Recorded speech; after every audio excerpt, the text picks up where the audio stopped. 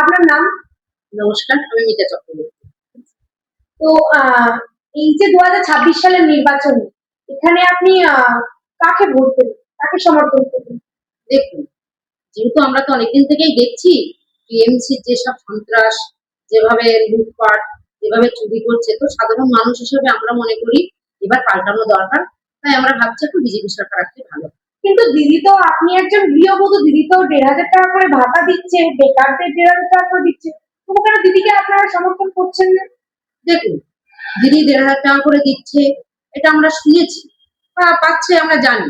কিন্তু দেখুন, এই যে 1,500 টাকা করে দিচ্ছে, যেখানে মেয়েদের সম্মান নেই, সুরক্ষা নেই, চাকরি নেই, আমরা তো 1,500 টাকা করে চাইছি না। আমরা চাইছি আমরা পশ্চিমবঙ্গে মেয়েরা বা ছেলেরা যারা শিক্ষিত সত্যিকারের যোগ্য, তারা চাকরি পায় বা চাকরি হোক। আমরা তো এই 1,500 টাকা চাইছি না, তো আমরা চাকরি চাই। আর আমাদের মেয়েরা এই যে 1,500 টাকা করে দিচ্ছে, আর ঘন ঘন মেয়েরা ধর্ষিতা হচ্ছে। দিদিমণি আবার এই ধর্ষণ মানে হলে আবার মেয়েদের বলেছে, ধর্ষণ হলে একটা রেট দিয়েছেন উনি 30,000, আর হাফ ধর্ষণ হলে 15,000। তো আমাদের 1,500 টাকা করে লক্ষ্মীর ভান্ডার দিয়ে আমাদের আবার সেই আঁচলটাই আমাদের যে সম্মান ঢাকা সেটা রাখছেন না, দিদিমণি সেটাকে নিলাম করছে। তো আমাদের এইরকম 1,500 টাকা চাই না, আমরা সম্মান চাই, সুরক্ষা চাই, চাকরি চাই বলছি। বর্তমানে শিক্ষা এবং স্বাস্থ্য দুর্নীতি নিয়ে আপনি কি বলবেন? দেখুন, স্বাস্থ্য ব্যাপারে তো আমরা দেখছি সব জায়গাতেই এই টিএমসি দুর্নীতি ঢুকে আছে। কারণ বর্তমান আমাদের টাকি হসপিটালের যা পরিস্থিতি, যে ওখানে আগে রক্ত না দিলে রুগীকে ভর্তি নেয় না, এমন এক একজন ডাক্তার আছে।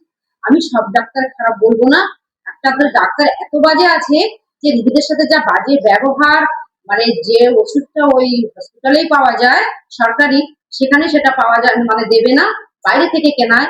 এইরকম মানে মানে এরকম নীতি ঢুকে গেছে সেখানে। এখানে নিশ্চয়ই টিএমসি দালালরাও আছে। তো এভাবে শুধু বলছি কি, একটা ডাক্তার আমাদের আমাদের বিজেপি পরিবারের একটা ডাক্তার, এত ভালো একটা ডাক্তার, যিনি আমার চিকিৎসা করে আমি তো ওই হসপিটালে থেকে মনে হয় মরেই যেতাম।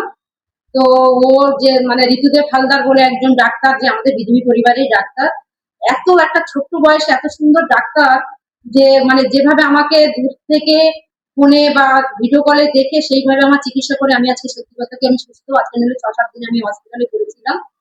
খুব খারাপ সেখানে পরিস্থিতি, এত খারাপ।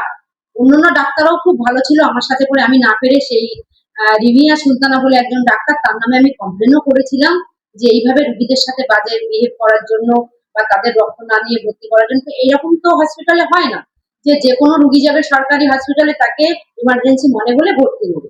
তো সেখানে এটা হয়নি, এটা রক্তের বিল না হওয়া পর্যন্ত ভর্তি নেয়নি।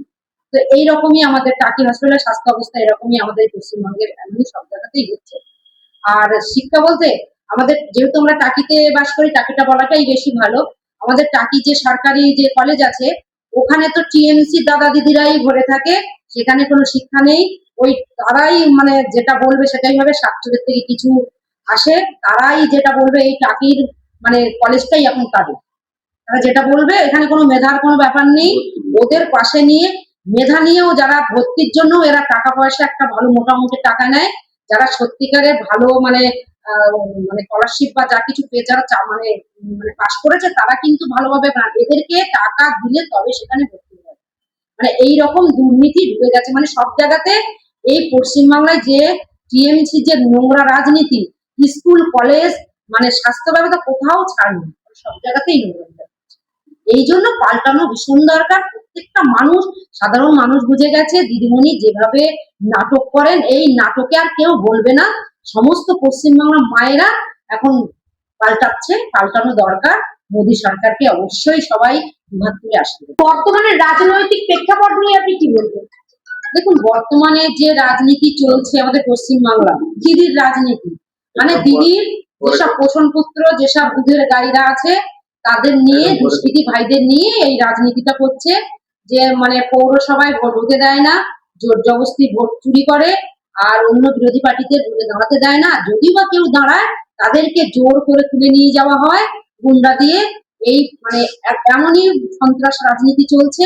আর শুধু তাই নয়, নিজেরাই নিজেদের পকেট ভরার জন্য, যারা আবাস যোজনার ঘর গরিব মানুষকে দেওয়ার জন্য মোদিজি ওখান থেকে পাঠায়, দিদিমণির এখানে ভাইয়েরা, দিদিমণির যারা দোতলা তিনতলা পাকা বাড়ি, তারাই সেই সব ঘরগুলো ভাগ করে নেয়। কিন্তু যাদের সত্যিকারের ছাদ নেই, তারা ঘর পায় না। তারা সেইভাবে।